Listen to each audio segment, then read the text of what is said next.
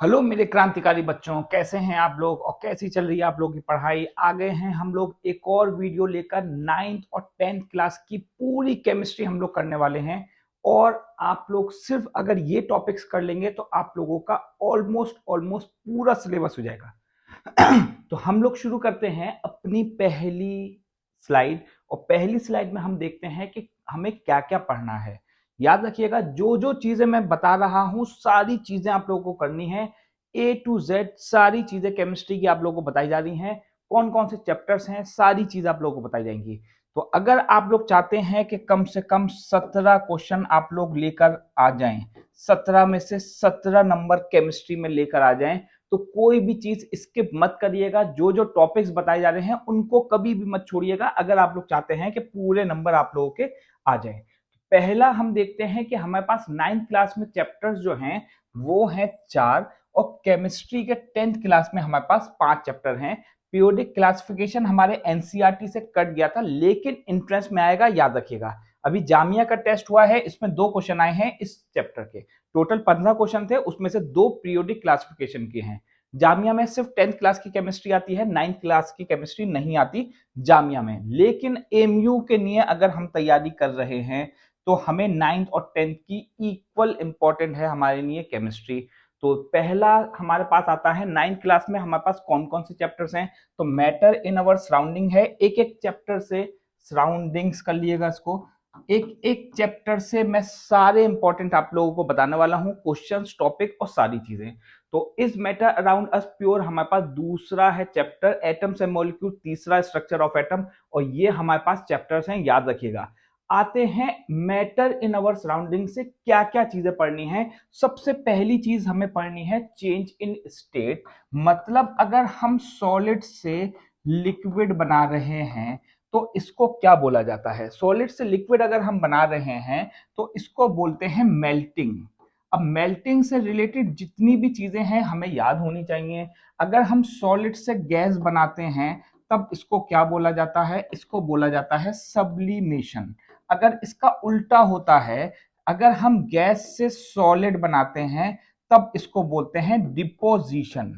Deposition इसको बोलते हैं, एनसीईआरटी में ये टर्म लिखी हुई है। तो क्या क्या एग्जाम्पल होते हैं सब्लिमेशन के, कौन कौन से सब्सटेंसेस सब्लिमेशन शो करते हैं, बहुत ही इंपॉर्टेंट है, आप लोगों को याद होना चाहिए अच्छी तरह। इवापोरेशन किन किन चीजों के ऊपर डिपेंड करता है, वो चीजें डायरेक्टली प्रोपोर्शनल होती हैं या इनवर्सली। टेम्परेचर हमारे पास होता है, सरफेस एरिया होता है, surface area, wind speed, speed of wind, और ह्यूमिडिटी डिपेंड करती है इवापोरेशन पे, ठीक है ना। लेटेंट हीट किसे कहते हैं, हिडन एनर्जी इसका फॉर्मूला होता है, हिडन एनर्जी, और इसकी कितनी वैल्यू होती है, ये चीजें सब आप लोगों को याद रखनी पड़ेंगी। चैप्टर फर्स्ट है, क्वेश्चंस भी मैं आप लोगों के लिए लेकर आया हूं ताकि आप लोगों की प्रैक्टिस अभी हो जाए। तो यहां हमारे पास कुछ क्वेश्चंस हैं, ये क्वेश्चंस आप लोगों के लिए बड़े इंपॉर्टेंट है। सॉलिड हमारे पास दो तरीके का होता है, एक होता है क्रिस्टलाइन और दूसरा होता है अमॉर्फस। अमॉर्फस सॉलिड और क्रिस्टलाइन सॉलिड हमारे पास दो तरीके के होते हैं। इसमें क्वेश्चन पूछा गया है कि इनमें कौन सा अमॉर्फस सॉलिड है, तो आंसर इसका ग्लास हो जाएगा। आप लोग ये क्वेश्चन जरूर करिएगा, यहां आप लोग को आंसर लिखने हैं कि सॉलिड CO2 हमारी क्या होती है, क्या इसको बोला जाता है, आप लोगों को बताना है जरूर। दूसरा चैप्टर आता है, क्या है इंपॉर्टेंट देखते हैं, मास परसेंटेज बहुत इंपॉर्टेंट है, काफी बार आ चुका है क्वेश्चन। मास परसेंटेज निकालने के लिए हमारे पास फॉर्मूला होता है mass of solute upon mass of solution. Mass of solution याद रखिएगा, mass of solute upon mass of solution होता है इसका फॉर्मूला। दूसरा है सेपरेशन और इससे रिलेटेड टर्म्स, मतलब chromatography, distillation, fractional distillation. Fractional distillation करते हैं जब हमारे पास बॉइलिंग पॉइंट अलग अलग होता है। क्रोमेटोग्राफी हम डाइस के लिए करते हैं, कलर्स के लिए करते हैं, ठीक है। क्रीम को सेपरेट करने के लिए हम क्या करेंगे, ये सब चीजें काफी इंपॉर्टेंट है। उसके बाद टाइप्स ऑफ सॉल्यूशन आता है जिसमें हमारे पास आ जाता है कॉलॉइड्स, ट्रू सॉल्यूशन और सस्पेंशन। काफी इंपॉर्टेंट चीजें हैं, ये सब चीजें आप लोगों को पता होनी चाहिए। चैप्टर मैं आपको बता रहा हूं, उससे रिलेटेड क्वेश्चंस भी बता रहा हूं, उससे रिलेटेड मैं आप लोगों को इंपॉर्टेंट टॉपिक्स भी बता रहा हूं। तो अगर आप लोग इतना कर लेंगे तो आप लोगों का अच्छा पेपर हो जाएगा केमिस्ट्री का। आगे बढ़ते हैं जरा। कैलकुलेट मास परसेंटेज, ये क्वेश्चन करना है, मोलेरिटी का करना है। जिसको मोलेरिटी नहीं आता है, मैं डिस्क्रिप्शन में आप लोगों को डाल दूंगा वीडियो, उसको देख लीजिएगा ताकि अच्छी तैयारी हो जाए आप लोगों की। तो आते हैं नेक्स्ट क्वेश्चन पे, और यह है टिंडल इफेक्ट। टिंडल इफेक्ट किसे कहते हैं? ब्राउनियन मूवमेंट किसे कहते हैं? Separation of mixture. अगर दो लिक्विड हैं, सॉरी दो अगर सॉलिड और लिक्विड हैं, दो लिक्विड हैं और सॉलिड एंड सॉलिड है, मान लीजिए दो सॉलिड मिल जाते हैं, तो हम उसको कैसे सेपरेट करेंगे? तो ये चीजें हमारे लिए बहुत इंपॉर्टेंट हैं और आप लोग इसको जरूर कर लीजिएगा। मैं आप लोगों के लिए एक टेबल लेकर आया हूं जिससे हर साल क्वेश्चन आता है। वो टेबल हमारे पास क्या है, जरा देखते हैं। वो टेबल है हमारे पास, वो टेबल है ये टेबल। इसको आप लोग बहुत अच्छी तरह पढ़ लीजिएगा। जरा समझिए, सॉलिड में अगर हमारे पास सॉलिड में सॉलिड डिसॉल्व हो जाता है तो हम उस चीज को बोलते हैं सॉलिड सॉल्ट।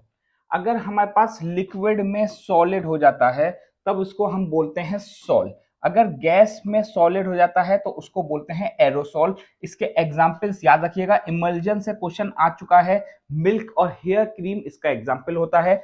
एरोसॉल आप लोग याद रखिएगा, बहुत इंपॉर्टेंट टॉपिक है ये टेबल, ये बहुत इंपॉर्टेंट है, क्वेश्चन इससे काफी बार आया है। जरूर याद कर लीजिएगा इस टेबल को, ये आखिरी चांस है। मैं इसके बाद आप लोगों के लिए केमिस्ट्री की वीडियो नहीं बनाने वाला हूँ। फिजिक्स की वीडियो आप लोगों को मिल जाएगी, मैं या तो ग्रुप में डालूंगा व्हाट्सएप पे या फिर आप लोगों को पर्सनली दे दूंगा, लेकिन केमिस्ट्री की इसके बाद कोई वीडियो नहीं आने वाली एंट्रेंस तक, इसलिए आप लोग को इसको याद रखिएगा। नेक्स्ट आता है एटम से मॉलिक्यूल से क्या पढ़ना है। क्या पढ़ना है? सबसे पहले हमें मोल कॉन्सेप्ट पढ़ना है, concept related to atomic number, मतलब कौन मेटल होगा, कौन नॉन मेटल होगा, इलेक्ट्रॉनिक कन्फिग्रेशन से, वैलेंस इलेक्ट्रॉन से हम पता करेंगे।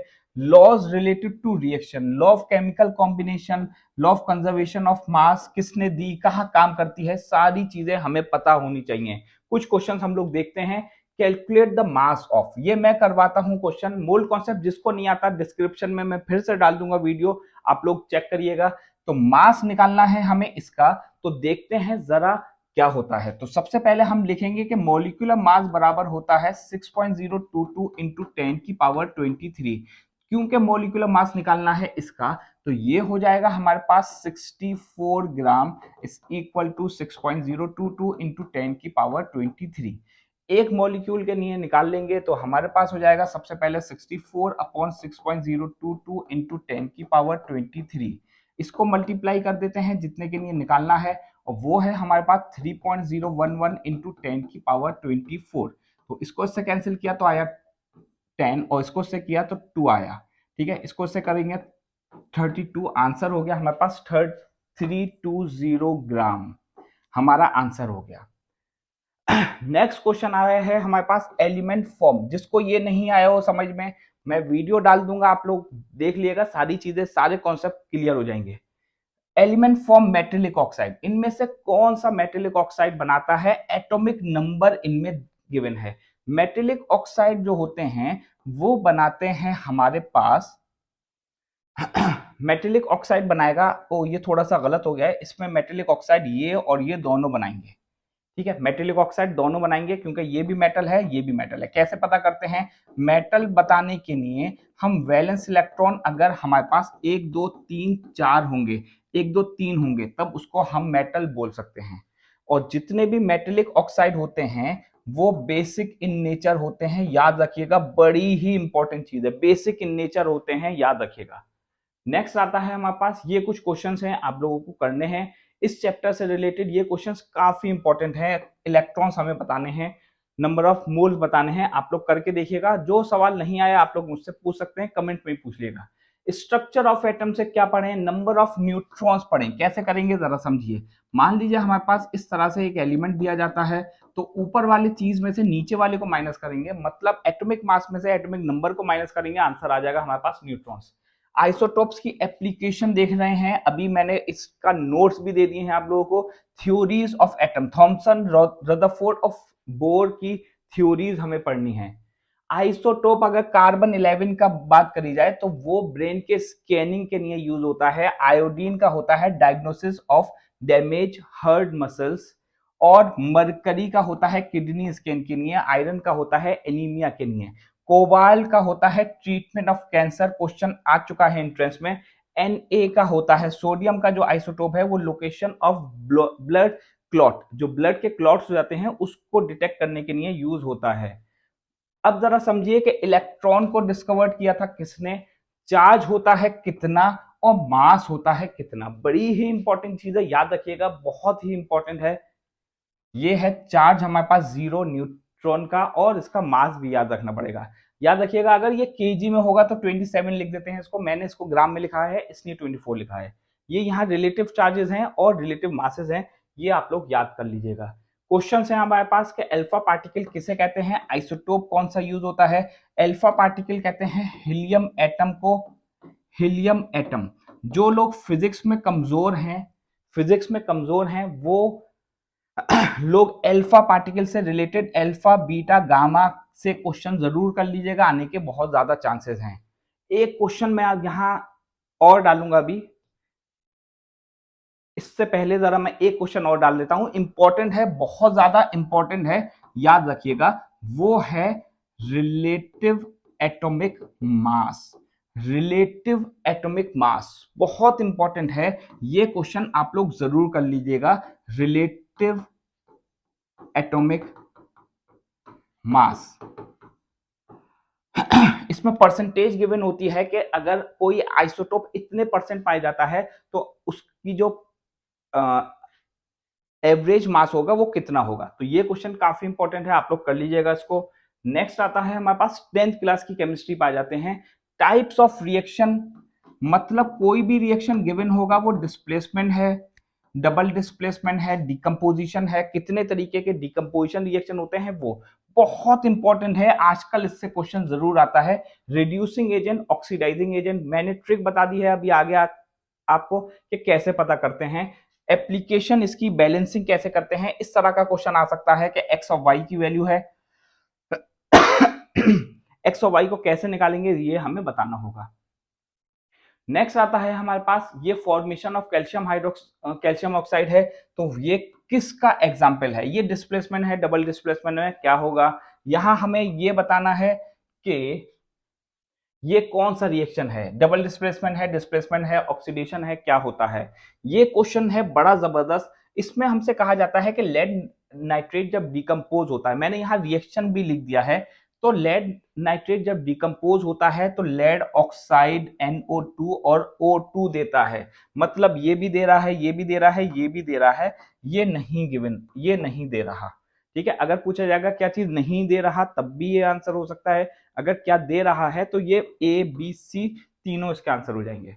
यहाँ क्वेश्चन है बड़ा ही जबरदस्त है, बहुत ही अच्छा क्वेश्चन है, आने के बहुत ज्यादा चांसेस हैं, हमें बताना है करेक्ट ऑप्शन क्या है। अब जरा समझिए कि यहाँ कह रहे हैं iron metal is oxidise, oxidised होने का मतलब होता है कि ये किसी को ऑक्सीडाइज कर रहा है, आयरन मेटल यहां किसी को ऑक्सीडाइज कर रहा है, ये सही बात है, तो इस वजह से ये तो हो गया सही हमारे पास। अगर हुआ ये सही तो वन ऑप्शन तो ठीक हो सकता है, ये गलत हो गया क्योंकि इसमें फर्स्ट सही नहीं है, और ये भी हो गया गलत। उसके बाद जरा देखिए कि वाटर जो है वो ऑक्सीडाइजिंग एजेंट है, ऊपर लिखा था ऑक्सीडाइज हो रहा है, मतलब ये ऑक्सीडाइज हो रहा है, ऑक्सीडाइज हो तो रहा है, मिल रहा है इसको ऑक्सीजन, और यहाँ वाटर है ऑक्सीडाइजिंग एजेंट क्योंकि ये ऑक्सीजन को दे रहा है, तो इस वजह से हमारे फर्स्ट और फोर्थ हो गया सही। तो फर्स्ट और फोर्थ देखा किसमें है, तो आंसर हमने यहां खुद ही बना दिया, ज्यादा देर नहीं करी और वो बना दिया कि ये है हमारा आंसर। बहुत ही अच्छा सवाल है, याद रखिएगा, बहुत इंपॉर्टेंट है। यहां आप लोग ये चीज याद रखिएगा, substances which oxidises the other substance, एक ऐसा सब्सटेंस जो दूसरों को ऑक्सीडाइज करता है उसको ऑक्सीडाइजिंग एजेंट बोलते हैं। ठीक है, नेक्स्ट आता है हमारे पास एसिड बेस से हमें पीएच से रिलेटेड क्वेश्चन करना है, सॉल्ट और उनके फॉर्मूले करने हैं, जैसे कि CaOCl2 क्या होता है, कैसे बनता है, कैल्शियम ऑक्सीक्लोराइड ब्लीचिंग पाउडर होता है, इसकी एप्लीकेशन क्या क्या होती हैं, ये सारी चीजें हमें पढ़नी है। ये क्वेश्चंस काफी इंपॉर्टेंट है। Acid present in Apple, Apple में कौन सा होता है, POP किसे कहते हैं, ये क्वेश्चन, सारे क्वेश्चंस मैं आप लोगों को डिस्क्रिप्शन में डाल दूंगा, कैसे कैसे करने हैं, किस किस तरीके से, आप लोग याद रखिएगा।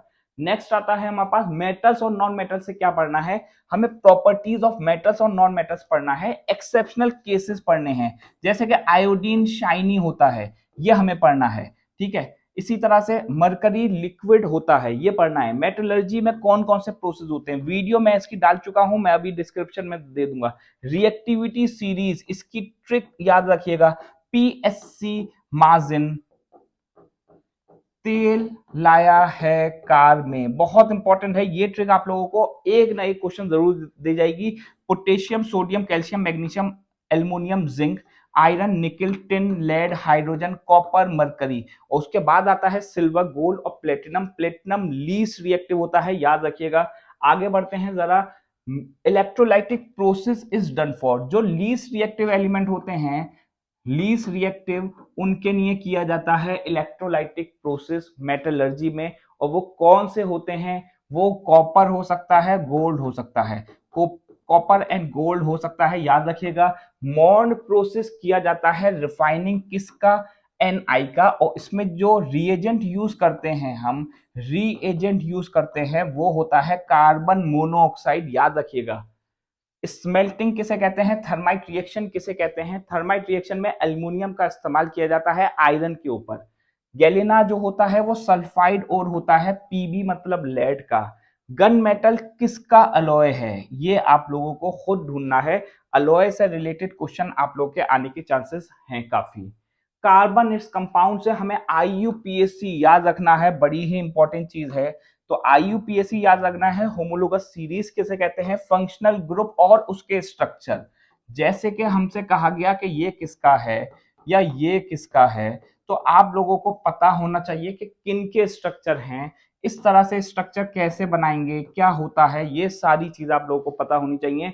एलोट्रॉप ऑफ कार्बन, ग्रेफाइट होता है, डायमंड होता है, ये सारी चीजें पता होनी चाहिए। केमिकल प्रॉपर्टीज से रिलेटेड क्वेश्चन मैंने आप लोगों को पॉइंट की शक्ल में बना दिया है कि ऑक्सीडेशन एल्डिहाइड का क्या देगा, डिहाइड्रेशन ऑफ इथेनॉल क्या देगा, ये मैं लिख देता हूं, इथीन देता है, याद रखिएगा, और इसमें H2O बाहर निकल जाता है। यहां मैंने पॉइंट बना दिया है आप लोगों के लिए। सोप क्या होता है, किस तरह का स्ट्रक्चर होता है सोप का, इस तरह का स्ट्रक्चर होगा, याद रखिएगा। ये कौन सा पार्ट होता है, क्या होता है, ये सारी चीजें याद रखनी पड़ेंगी। Number of isomers of hexane, isomer से रिलेटेड क्वेश्चन आप लोग याद रखिएगा कैसे करना होगा। पीरियोडिक क्लासिफिकेशन से हमें करना है केमिकल प्रॉपर्टीज को ट्रेंड करना है, कौन सी चीज आगे बढ़ती है, कौन सी चीज पीछे बढ़ती है, हमें देखना है।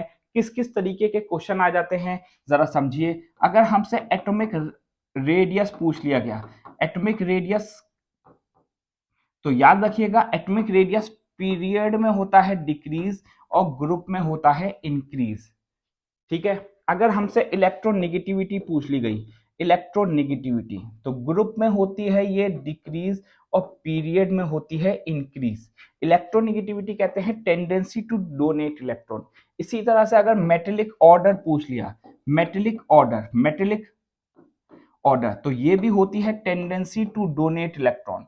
तो ग्रुप में होती है इंक्रीज और पीरियड में होती है डिक्रीज। ये सारी चीजें याद रखिएगा, किस तरह से कौन से ग्रुप में होते हैं, टोटल कितने ग्रुप हैं, टोटल हमारे पास 18 ग्रुप होते हैं और पीरियड है हमारे पास 7। तो इस तरीके का क्वेश्चन अगर आप लोग कर लेते हैं तो आप लोग का पूरे चांसेस हैं कि आप लोग 17 में से कम 15 नंबर लेकर आ जाएं आराम से। अगर 15 नंबर आप लोग लेकर आते हैं तो पेपर आप लोगों का हो गया है शानदार, ठीक है। तो उम्मीद है कि आप लोग इसको पढ़ेंगे, और अगर कोई भी परेशानी आप लोगों को होती है तो मुझसे जरूर डिस्कस करिएगा। Thank you.